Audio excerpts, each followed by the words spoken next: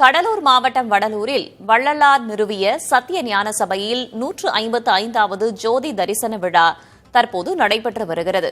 கூடுதல் தகவல்களை வழங்குவதற்காக செய்தியாளர் ஸ்ரீதர் இணைந்திருக்கிறார். அவரிடம் கேட்கலாம். ஸ்ரீதர், இதன் சிறப்பு என்ன? ஆளுநர் RN ரவி பங்கேற்றிருப்பதை பார்க்கிறோம். வேறு என்னென்ன ஏற்பாடுகள் செய்யப்பட்டிருக்கிறது அங்கே?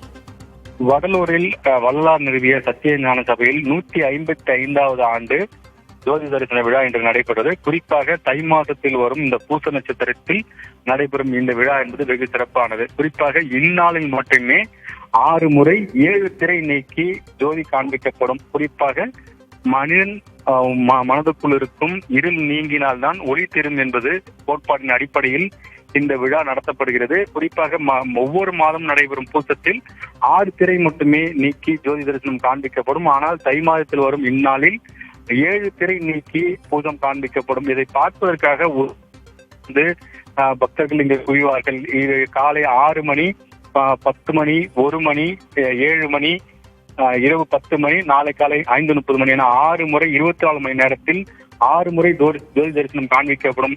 இதை பார்ப்பதற்காக உலகம் முழுவதும் இருந்து மக்கள் குவிந்த காரணத்தினால் சுமார் 1500 போலீசார் குவிக்கப்பட்டார்கள். அது மட்டும் இல்லாமல் காலையில் 10 மணிக்கு நடந்த பூஜையில் வேளாண் மற்றும் உழவர் நலத்துறை அமைச்சர் MRK பன்னீர்செல்வம் மற்றும் அமைச்சர் TRP ராஜா உள்ளிட்டவர் கலந்து கொண்டார்கள்.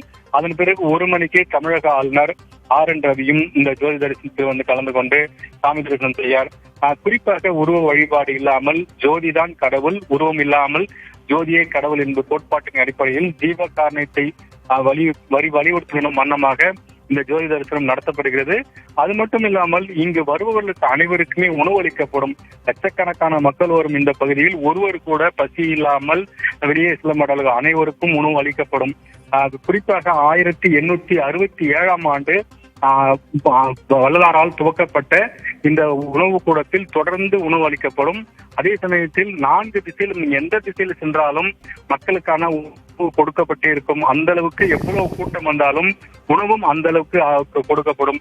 இப்படி ஒவ்வொரு மக்களும் பசியோடு திரும்பக்கூடாது என்பதற்காக பல இடங்களில் அன்னதானமும் வழங்கப்படும்.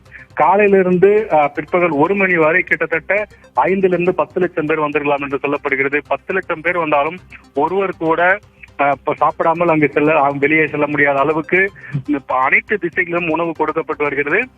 மாலை 7 மணிக்கும் இரவு 10 மணிக்கும் இதே போல் கூட்டம் அலைமோதும். இதற்காக போக்குவரத்து மாற்றங்களும் செய்யப்பட்டிருக்கிறது. எது எப்படியாக இருந்தாலும் மக்கள் அமைதியாக ஜோதியை கண்டுகளித்து செல்கிறார்கள். விரிவான தகவல்களுக்கு நன்றி ஸ்ரீதர்.